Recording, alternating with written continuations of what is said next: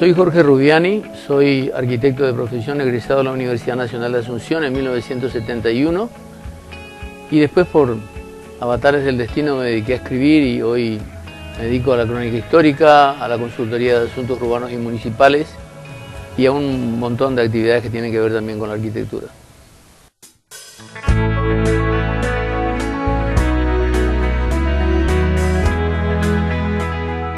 Indudablemente que la historia del Paraguay es cruel y es cruenta, y mucha de esa crueldad o de esos enfrentamientos violentos y sangrientos que se produjeron a lo largo de nuestra historia, en algunos casos se pudieron haber evitado. En los primeros años de la independencia tal vez era importante establecer supremacías que acababan de desmantelarse con la independencia y de alguna manera enfrentó a los próceres que antes eran amigos, eran parientes, y determinó que algunos de ellos fueran fusilados por el que queda en poder del campo de batalla, como se dice vulgarmente. La historia que viene posteriormente ya es una historia donde intervienen factores externos. La guerra de la Triple Alianza es una crueldad extrema en contra del Paraguay, y esos 5 años de lucha, de enfrentamientos de toda índole y sobre todo de enfrentar a tribulaciones que no tienen parangón en toda la historia de América Latina, hizo que necesariamente los que quedaran sobrevivientes después de la guerra fueran extremadamente crueles con sus propios compatriotas, incluso aquellos a quienes ayudaron a salvar la vida en algún momento de la guerra. Así es que el Paraguay conoce después de la guerra de la Triple Alianza lo que yo llamo la década infame del Paraguay, donde los antiguos compañeros, amigos u oficiales que militaron en el bando del Ejército Nacional se destrozaron en los campos de batalla y a veces signados aquellos golpes militares por las tropas de ocupación extranjera que estaba afincada en el Paraguay. Hay ejemplos muy específicos. Está la matanza de la cárcel pública, donde deliberadamente se echó mano del poder para eliminar a toda la oposición que estaba presa en ese momento en la cárcel pública, algunos de ellos con los grillos puestos, fueron masacrados sin piedad, y otros casos parecidos durante todo el resto del siglo XIX. Apenas empezado el siglo XX también se producen enfrentamientos entre facciones de un mismo partido, y en 1911, en marzo de 1911, se produce un enfrentamiento entre antiguos compañeros de gabinete, como el caso del coronel Albino Jara y Adolfo Riquelme, y determina la muerte por asesinato de Adolfo Riquelme, cuyo cadáver se hace desaparecer en los esteros del Cuarepotí, en San Pedro, para que ni siquiera fueran hallados por sus amigos.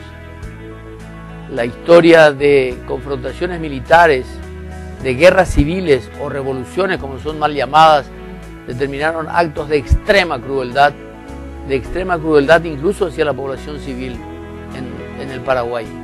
Y esas cosas lamentablemente alimentaron la fantasía de muchos políticos que quieren cimentar esa hostilidad sobre la base del descrédito del otro, pensando que alguno fue más culpable que otros en esta algazara de sangre que hubo en el Paraguay durante toda su historia.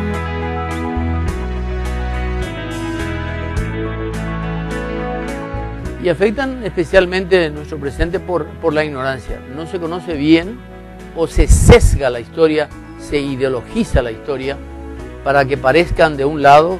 No se olviden ustedes que Stroessner quiso reatar el hilo de la historia adjudicándose ser heredero de los manes de la patria o de los próceres de la independencia o de la guerra, y entonces el ciudadano común tiende a pensar, bueno, si estos fueron los manes de la patria o fueron los próceres, entonces le otorgan muy poco crédito.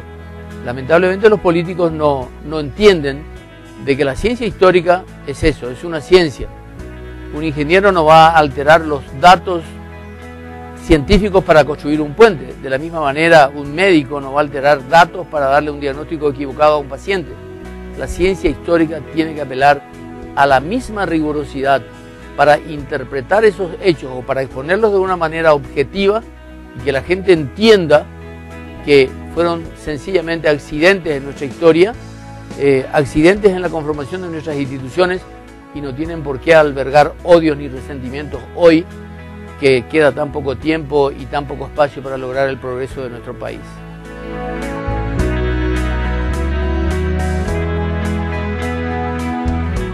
Los resentimientos que quedaron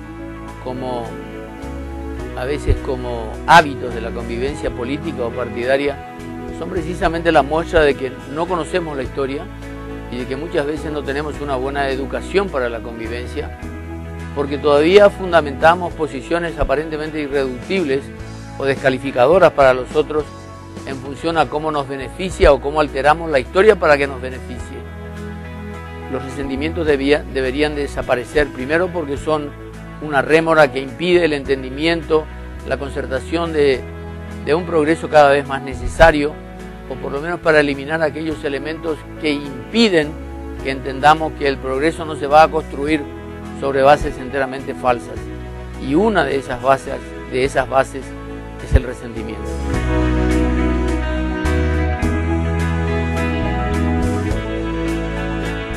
Hay tres hechos en nuestra historia en donde aparentemente la ciudadanía estuvo de acuerdo con una persona, como fue el caso de la muerte de Blas Garay. El 19 de diciembre de 1899, Blas Garay era un joven jurisconsulto que hurgó en los archivos de Sevilla precisamente para desentrañar los misterios que todavía guardaba la historia del Paraguay.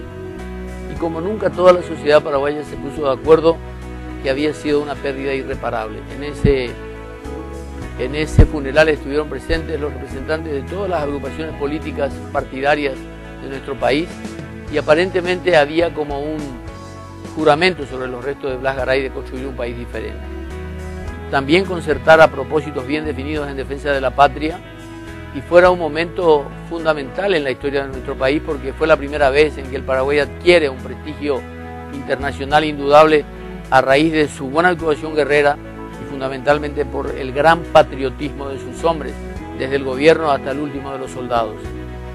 Esos elementos lamentablemente fueron desmentidos inmediatamente porque pareciera que a nosotros nos preocupa, a nosotros los paraguayos nos preocupa el éxito del otro, sin entender que a veces es como en un partido de fútbol, que el éxito de uno tiene que ser necesariamente el éxito de un equipo o de una colectividad.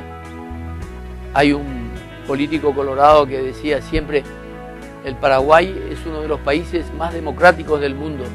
Si bien alguien levanta la cabeza por sobre la mediocridad general y lo bajan a cascotazos.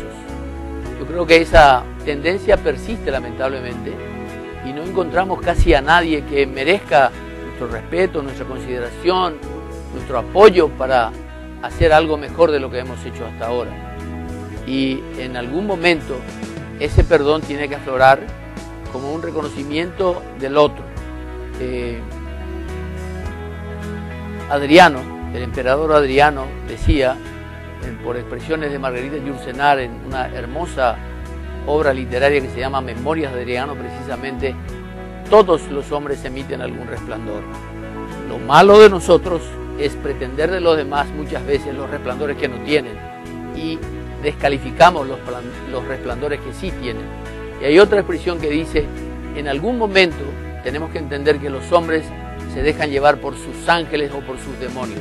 Lamentablemente siempre prestamos atención cuando los hombres se dejan llevar por sus demonios, pero descartamos una visión un poco más comprensiva, un poco más indulgente, un poco más proclive al perdón, si reconociéramos que también se dejó llevar por sus dioses en algún momento.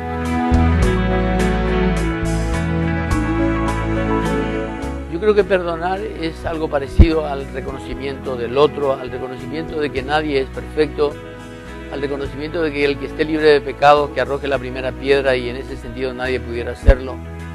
Pero hay una expresión de Octavio Paz que también alinea el perdonar a un concepto de reconocimiento de la proximidad, reconocimiento del valor del otro, etcétera, cuando dice reconocer al otro a pesar de nuestra irreductible diferencia.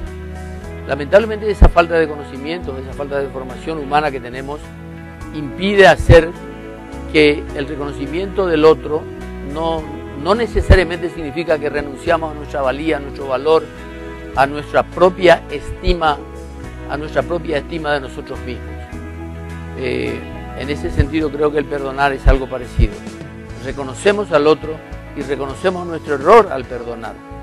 Reconocemos el formar parte de una sociedad de humanos imperfecta, nunca definitivamente perfecta al menos, y que necesita del perdón para construir una convivencia más armónica en todo sentido.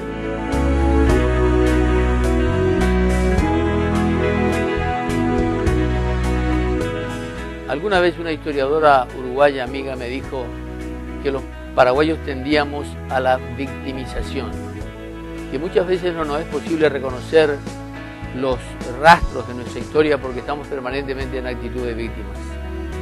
Yo creo que tiene que ver algo de esto con esa necesidad que tenemos muchas veces de que la gente reconozca de que fuimos victimizados o que fuimos víctimas y que los demás reconozcan el haber sido victimarios.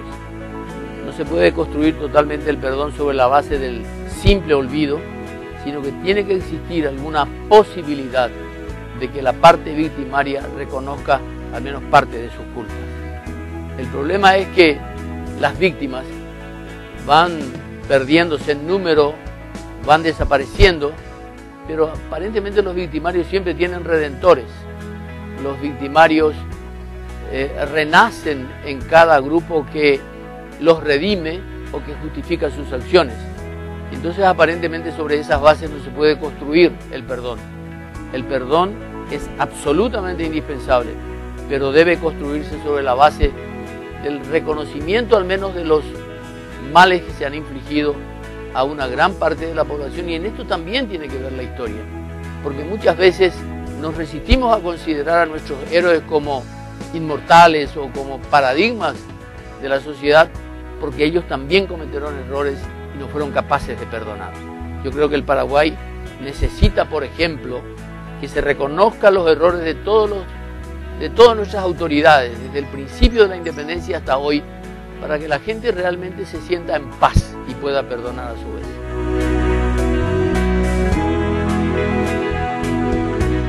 Creo que el paraguayo ha perdonado muchas veces, aunque pensándolo bien no sé si simplemente ha olvidado los agravios.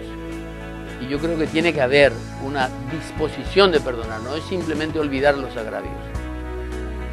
Tiene que haber una voluntad expresa, específica y evidente de que alguien está dispuesto a perdonar, que no es solamente olvidar el pasado, olvidar la afrenta, olvidar al victimario, sino que haya una actitud de perdón, como digo, específica, explícita y dicha de manera tajante. El paraguayo puede perdonar como pudo haber olvidado muchas cosas a lo largo del tiempo.